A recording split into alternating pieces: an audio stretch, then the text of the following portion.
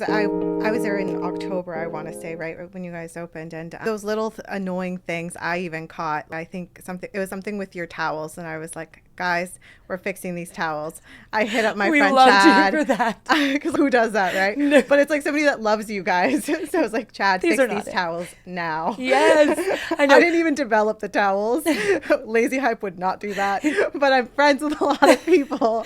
I know who did this, and I literally knew who did that. And I was like, fix this now. we were so grateful. We just got the new towels, and the color's perfect. I love that. But my point is that like, you have solid community that loves you. And so Yes. any of those annoying little tedious details will get sorted out because Right. we have your back. Exactly. And that's been the most rewarding part. Of course, if we wanted to talk about personal challenges, learning to balance seeing friends and family, leave How town. do you do that? How do you look like a beautiful mermaid in a Thank you. studio?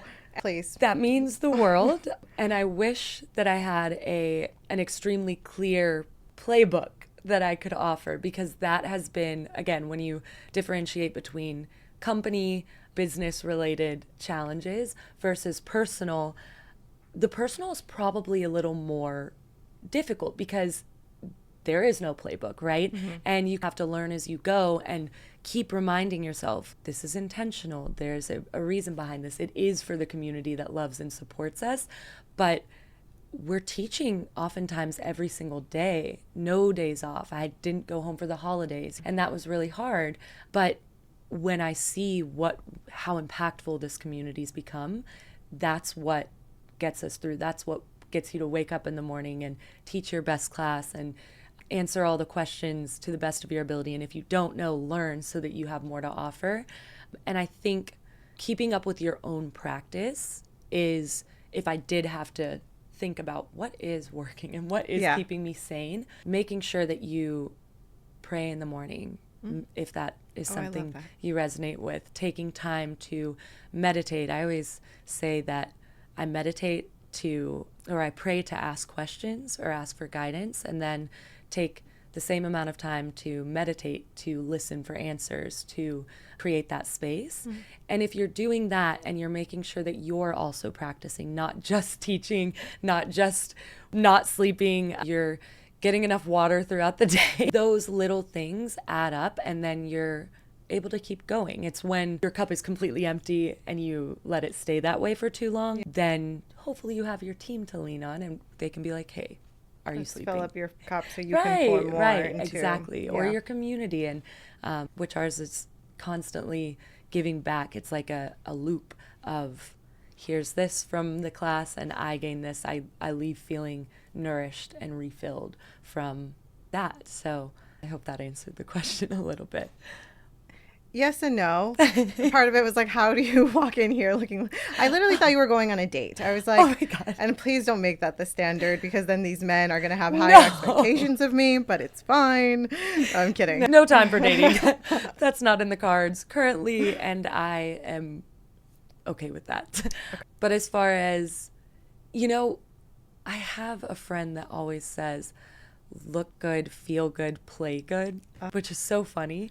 And I do not always. You see me most of the time. I am sweaty, and I taught 3 classes that day. But when you get the chance to put on a little mascara or put on your favorite kimono, then take advantage. That does help a lot with the mental clarity and just feeling like, oh, it's not all sweat and yoga clothes all the time. I can stay multifaceted, right? I can still be the other versions of myself, not just business owner, sweaty towel cleaner. I like that. Last question. So what does success mean to you? I love this question. So success for me, my first mentor, or Lauren, the one I mentioned before, she always taught us that if you impact one person in your class, then you've made all the difference that you need to that day. And for me, the more impactful and educational and community driven that Satorii can be and that my classes can be, that's success, right? Making a difference in everyone's life that comes into the studio, that's success, right? So I think as long as the community is getting their needs met, connecting with like-minded people, growing, flourishing, then I feel successful. And while I do believe that success is a mindset, I think if you're in service, then there's no better, more rewarding success you can find. So I love that. I keep asking that question because I'm so curious on people's different interpretations. And I always think I know what I'm going to hear because you read all these generic books and right. Success is 6 figures. No. I love Or your maybe response. it is for some people. Maybe for some people. And Yeah. okay. Yeah, exactly. So, sorry, last question. What's next? Another opening, expanding more classes. What are your So we do have some exciting things coming up. I am finishing up our teacher training. So really excited because one of the main pillars for Satorii has always been yoga education. Should I become a teacher? Of course. Absolutely. Yes. Anybody that, if it's a calling, I always tell people, answer it.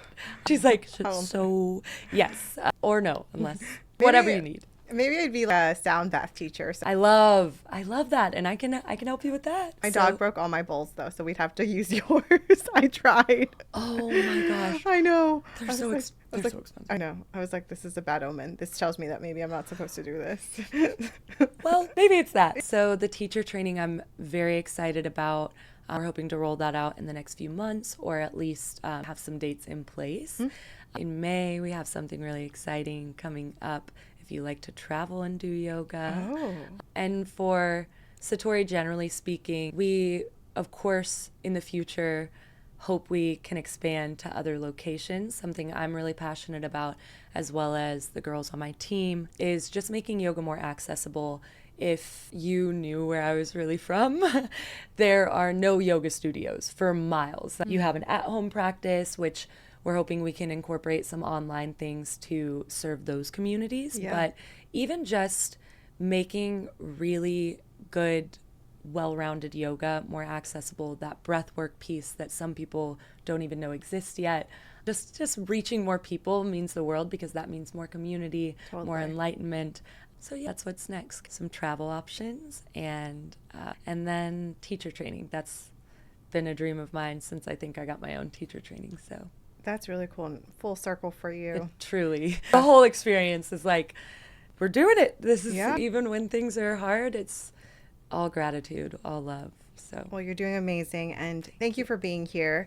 And guys, please visit Satorii in Santa Monica Boulevard, technically West LA, right? And follow them on Instagram at satori.studio.